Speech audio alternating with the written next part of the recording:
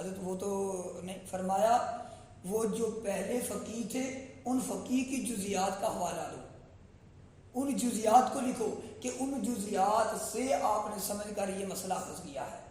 آپ اپنی طرف سے قرآن کو سمجھ کر نئے دور کے اندر کیسے مسائل پیدا کر سکتے ہیں، ان جزیات سے یہ چیزیں پیدا کریں۔ اور نور کے اندر کہ نبی علیہ الصلوۃ والسلام کی ذات اقدس یا جو نبی ہوتے ہیں، جتنے انبیاء ہوتے ہیں، صرف ان کی ذات ہوتی ہے جو کہ دین کا کام مکمل کر سکتے ہیں یا دین کا کام مکمل کریں گے۔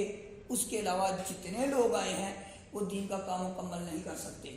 ان کے لیے اللہ رب العالمین نے تقسیم کار کا اصول رکھا ہے، وہ ایک دوسرے کے معاون بنیں گے، کچھ چیزیں اس کو حاصل ہو گئی، کچھ اس کو حاصل ہو گئی، وہ ایک دوسرے کے حاصل کریں گے، اور اس معاون کے لیے کبھی ایک دوسرے کے مقابل نہیں بنیں گے۔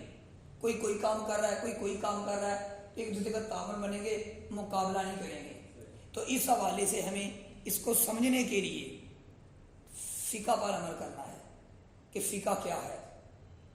فقہ جو کہ آج 4 فقہ ہیں ہماری، تو جو چاروں فقہوں پر عمل کرتا وہ اہل سنت والجماعت میں سے ہے۔ ان میں ایک فقہ امام اعظم ابو حنیفہ رحمۃ اللہ علیہ کی ہے، ایک امام مالک رحمۃ اللہ علیہ کی ہے، ایک امام شافعی رحمۃ اللہ علیہ کی ہے، ایک احمد بن حنبل رحمۃ اللہ علیہ کی ہے۔ چاروں میں سے کسی ایک کو فالو کر لو، جس کو کرو اہل سنت والجماعت میں سے ہے۔ فقہ کیا ہے؟ کہتے اسلام کے 4 اساس، قرآن، حدیث، اجماع اور قیاس، یہ فقہ ہے۔ ان 4 چیزوں کا نام فقہ ہے۔ اور اس کی ایک مثال دے کے تو میں اپنی اس بات کو ختم کرتا ہوں کہ تفقہ جنہوں نے حاصل کیا ہے، جنہوں نے فقہ مرتب کی ہے، اگر ہم ان 4 چیزوں کو نکال دیں ہم اپنی ایک نماز بھی مکمل نہیں کر سکتے اس دین کے مطابق۔ مثال کے طور پر حکم دیا گیا کہ نماز پڑھو، اب یہ کہاں پہ ہے؟ نماز فرض ہے، کہو کدھر ہے؟ یہ قرآن کے اندر موجود ہے۔ اب نماز جو پڑھنی ہے اس کے لیے اللہ تکبیر تحریمہ کہنا ہے، ہاتھ کانوں تک اٹھانا ہے، کہاں ثابت ہے؟ آپ کو قرآن میں نہیں ملے گا۔ کہاں سے ملے گا؟ یہ آپ کو حدیث سنت سے ملے گا۔ وہاں سے ملے گا کہ نبی علیہ الصلوۃ والسلام کانوں تک ہاتھ اٹھاتے تھے اور آپ نے حکم فرمایا ہے، اور یہ آپ کی سنت مبارکہ ہے۔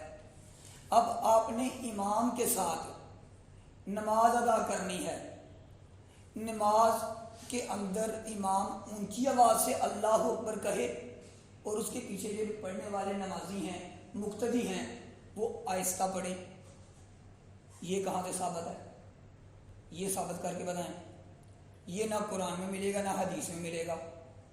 یہاں پہ تمام اس وقت کے فقہاء کرام علماء اس بات پر اجماع کرتے ہیں کہ یہ امام جو ہے یہ اونچی آواز سے کہے گا اور پیچھے جو مقتدی ہیں وہ ایسا کہیں گے۔ یہ اجماع سے ثابت ہوا۔ اسی بات میں بتاتا ہوں ٹھیک ہے جی۔ اس کی بات یہ بات اسی لیے تو ہم پھنس جاتے ہیں۔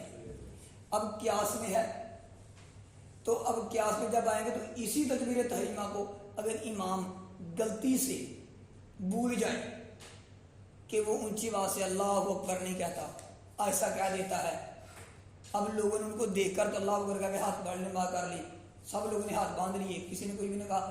اب امام نے آہستہ اللہ اکبر کہا، اب اس کی نماز، اب یہ نماز ہوئی کہ نہ ہوئی؟ کہیں بھی آپ کو نہیں ملے گا۔ اب یہ جو مسئلہ ہے یہ امام ابو حنیفہ رحمۃ اللہ علیہ سے آپ کو پوچھنا پڑے گا۔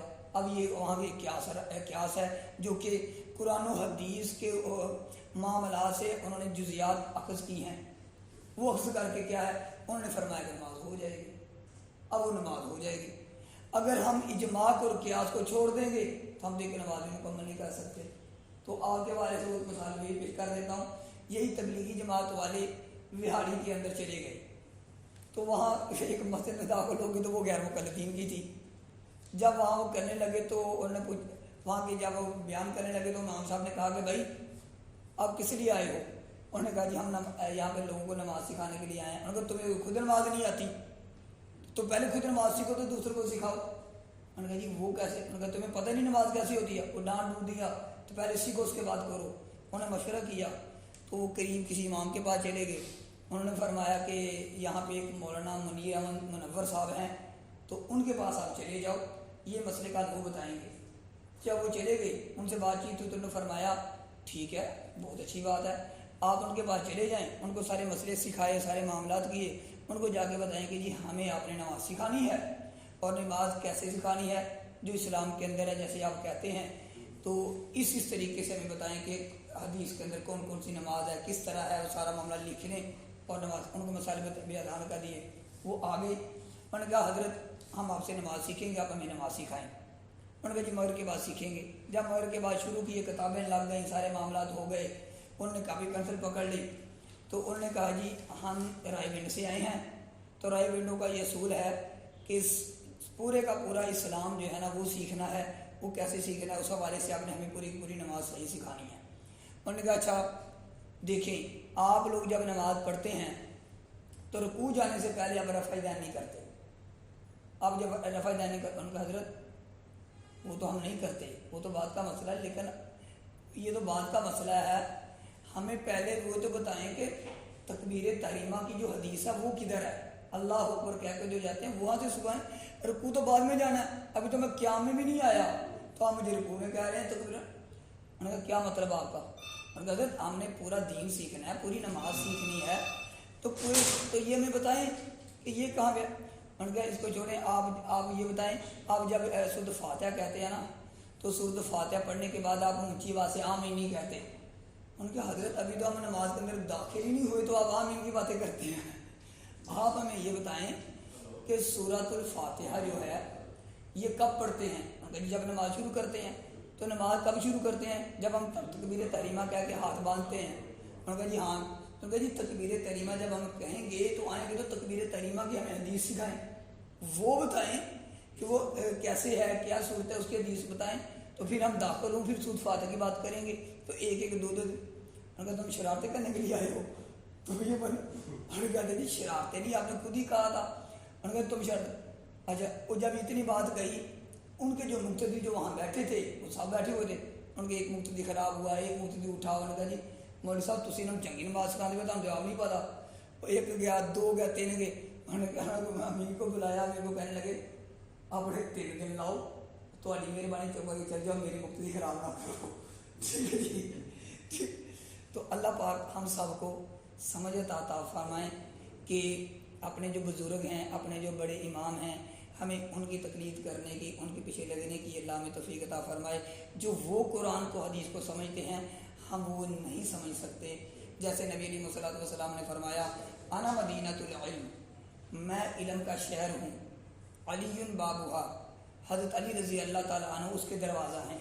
تو آپ علم کے شہر ہیں، آپ نے جب علم لوگوں کو، صحابہ کرام رضوان اللہ تعالیٰ علیہم اجمعین کو بتایا تو علم صحابہ نے حاصل کیا، پھر صحابہ پھیلے تو علم پھیلتا گیا، لیکن علم پھیلا ہے تو علم یہ نہیں ہے کہ ایک ہی بندے کے پاس سارے کا سارا علم آ گیا، کیونکہ سارے کا سارا علم تو نبی علیہ الصلوۃ والسلام کے پاس ہے، تو علم کے شہر اللہ کے نبی ہیں۔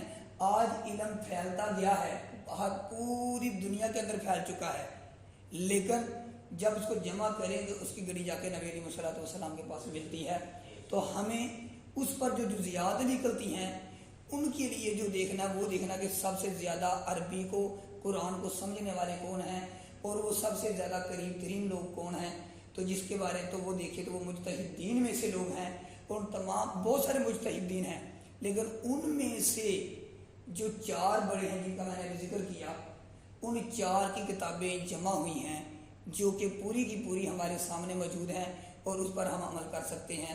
اللہ رب العالمین ہمیں ان بزرگوں کی قدر کرنے اور ان کے پیچھے اپنے اعمال کو اور قرآن کو، احادیث کو اور اپنے مسائل زندگی کو سمجھنے کی توفیق عطا فرمائیں، آمین بحرمت النبی الکریم۔